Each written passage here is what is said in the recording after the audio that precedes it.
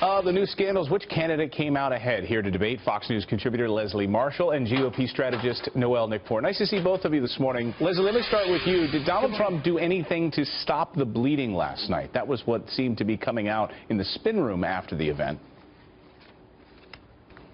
No, I know everybody's saying, well, he stopped the bleeding, but, you know, if he stopped the bleeding, I think it's very temporary. I think, quite frankly, this is a campaign and a candidate that needs major surgery as opposed to a Band-Aid or ace bandage. And I honestly don't think that this man is going to be able to stop the loose cannon that he's been in the weeks that we have between now and the election, and even before and perhaps during the next debate. So I don't think the hemorrhaging, if you will, of not only this candidate and of his campaign, but even what's happening in the GOP. I just saw on Twitter Michael Steele had an explosion on his Twitter page in reference to the GOP, former head of the GOP. Yeah, whether or not there's this civil war. Noel, though, the big criticism from Republicans during the first debate performance, they thought Trump did pretty terribly during the first performance, was that he didn't bring up specifics, going after Hillary Clinton on emails, going after taxes, Obamacare.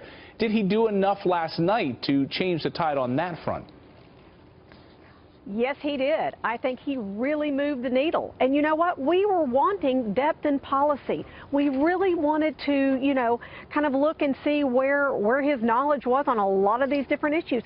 Look at Obamacare. Look at taxes. Look at the fact that he actually, you know, expanded on trade. He really showed, you know, what he had. And a lot of people know that Donald Trump is smart. But on the last debate, he just really didn't show, you know, what he knew. And on this one is what he really managed to knock it out of the park and let us all know that he does, in fact, have knowledge on these issues with specifics.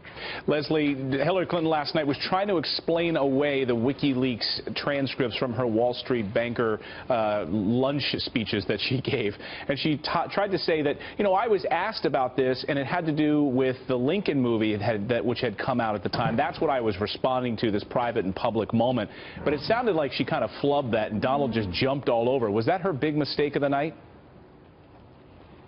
I wouldn't say it was a big mistake because I think it depends on where you're sitting. Somebody who likes Trump's going to look at her trying to cover it up. What I thought is she was saying, let me tell you what I said in the context of how I was saying it. I was watching this movie, you know, ... You know, I took it originally when I read the transcript to be using Tim Kaine as an example. I think yesterday I did, where you can be privately pro-life as he is, but in public service pro-choice because you're defending the laws that are already in place among your constituency. Noel, I thought that would have been a better answer. Noel, final word on that. How did Hillary handle that question?